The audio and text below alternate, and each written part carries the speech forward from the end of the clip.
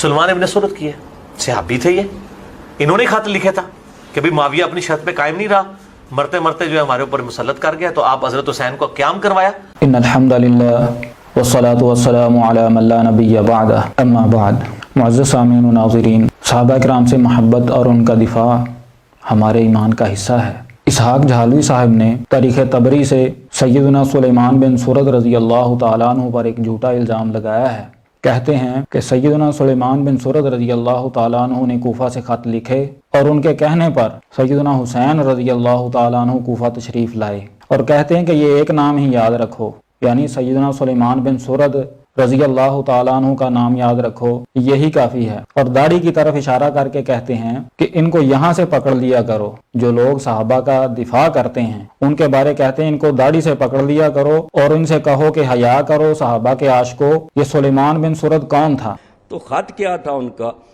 خط لکھا بسم اللہ الرحمن الرحیم، یہ 261 صفحہ اور یہ جلد چوتھی۔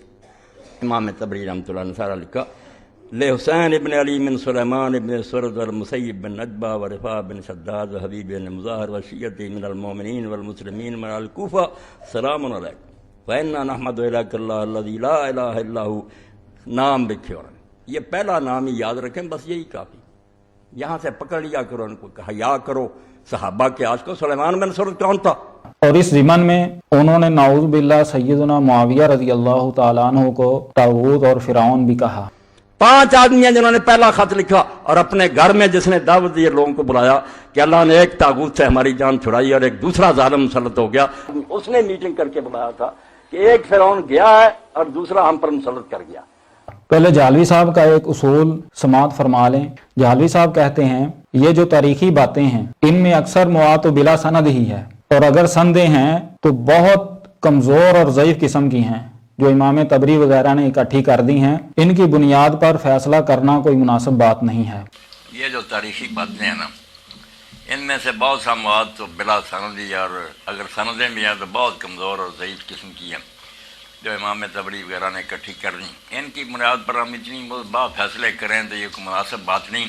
یعنی جھالوی صاحب کے علم میں یہ بات تھی کہ تاریخ طبری وغیرہ میں بے سند بھی باتیں ہیں اور سخت ضعیف قسم کی اسانید سے مروی باتیں بھی موجود ہیں، لیکن اس کے باوجود بھی جھالوی صاحب نے یہ جھوٹا واقعہ کہ سیدنا سلیمان بن سرد رضی اللہ تعالیٰ عنہ نے کوفہ سے خط لکھے اور ان کے کہنے پر سیدنا حسین رضی اللہ تعالیٰ عنہ کوفہ تشریف لائے، یہ انہوں نے بیان کر دیا۔ یہ واقعہ تاریخ طبری جلد 5 صفحہ 352 پر موجود ہے۔ اس کے چند الفاظ اس طرح ہیں، لحسین ابن علی من سلیمان ابن سرد، کہ یہ خط سلیمان بن سرد کا حسین رضی اللہ تعالیٰ عنہ کی طرف ہے۔ اس کی سند کچھ یوں ہے، امام طبری فرماتے ہیں قال ابو مخنف فحدثني الحجاج بن علی ام محمد ابن بشر الحمدانی۔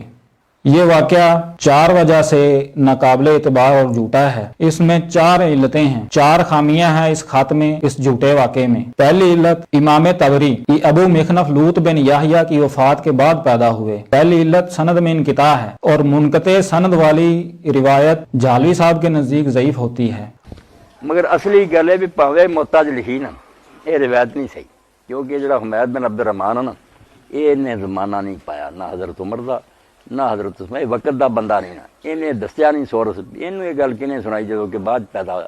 اس تو تمہیں حوالہ پھر کسی لکھا دیں گے، علماء نے پھر لکھ دیا بھی روایت جڑی نا منقطع ہے، یہ جی ٹوٹ جاتی نا تار تو پھر کرنٹ نہیں آتا، یہ جگ سلسلہ خراب ہے۔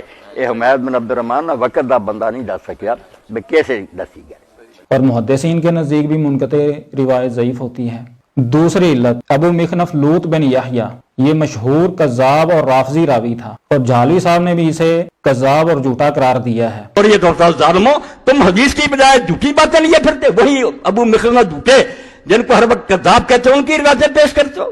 اس میں تیسری علت، حجاج بن علی یہ مجہول راوی ہے۔ چوتھی علت اس میں محمد بن بشر الحمدانی، اس کی توثیق نہیں مل سکی۔ ان 4 خامیوں کی وجہ سے یہ واقعہ ناقابل اعتبار ہے، لیکن جھالوی صاحب نے چشم پوشی کی اور ایک فرقے کی وکالت کے لیے اس صحابی رسول پر جھوٹا الزام لگا دیا کہ کسی اور نے خط نہیں لکھے تھے बल्कि सहाबी रसूल ने लिखे थे। अल्लाह रब्बुल आलमीन से दुआ है कि अल्लाह रब्बुल आलमीन हमें सहाबा किराम का दिफा करने वाला बना दे और अल्लाह रब्बुल आलमीन हमारे दिलों में सहाबा किराम की मोहब्बत भर दे। व आखिरु दावाना अनिल हम्दुलिल्लाहि रब्बिल आलमीन।